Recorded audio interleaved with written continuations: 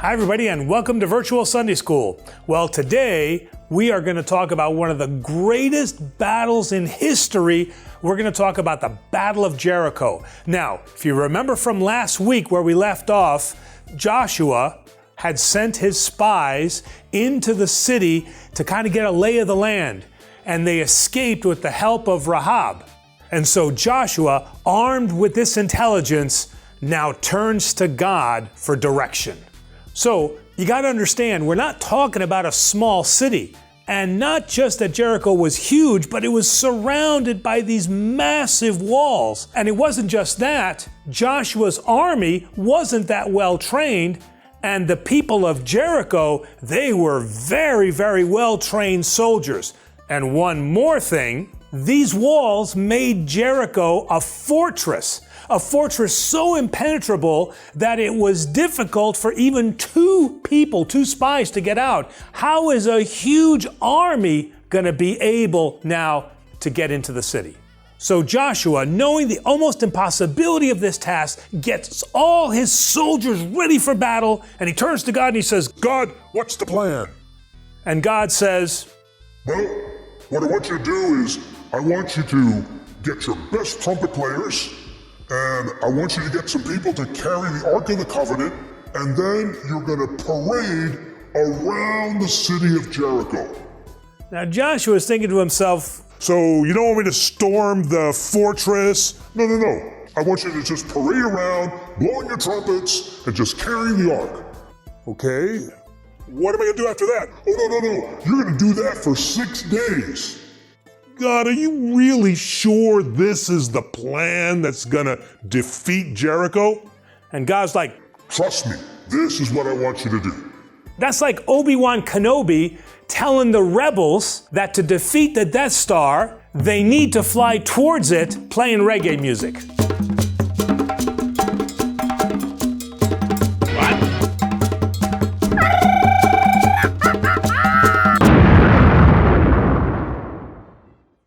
And that's just what Joshua did. He got his best trumpet players, he got the Ark of the Covenant, and he paraded around the fortress for 6 days.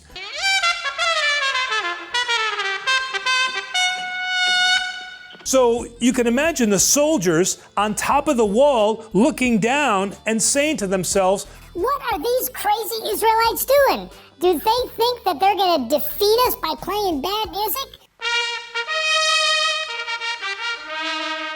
So after the 6th day, Joshua goes back to God and says, okay, God, we've put on this show for 6 days now, and I don't see anything happening. What do we do now? And God says, I want you to do it one more day. And so Joshua obeyed God, and he got his best performers together again and his best soldiers, and he did just that. He marched around the building again. But this time, it was a big hit. Suddenly, the walls started vibrating and rumbling. And the Israelites, seeing this, played their trumpets even louder until finally all the walls came tumbling down.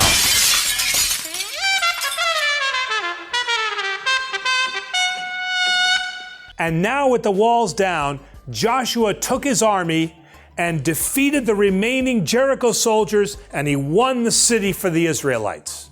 So what does this story tell us? Well, one thing is to have faith in what God tells us to do. Joshua had no idea that his small army was going to be able to defeat the soldiers of Jericho, but he did. Second, God will provide the plan, but sometimes that plan doesn't make any sense to us. I mean, come on, playing musical instruments? How is this going to defeat an army? But 1,000 instruments together created such a vibration that the walls came tumbling down. To the Israelites, the horns seemed pathetic. I'm sure most of them were saying, God, I'd really prefer a sword. But to the soldiers of Jericho, the Israelite army seemed pathetic. Look how small they are. What do they think that they're going to do to us? But at the end of the day, through God's intervention, something small or insignificant can be victorious. And you'll see this happen again in the story of David and Goliath. And this is why Jesus tells us what is impossible for men is possible with God. So with the defeat of Jericho, Joshua had now secured the northern part of the Promised Land. But he still had one great battle waiting for him in the south. But that's another story that's coming up. So, thanks everybody for watching, and remember, like, share, subscribe. We'll see you soon.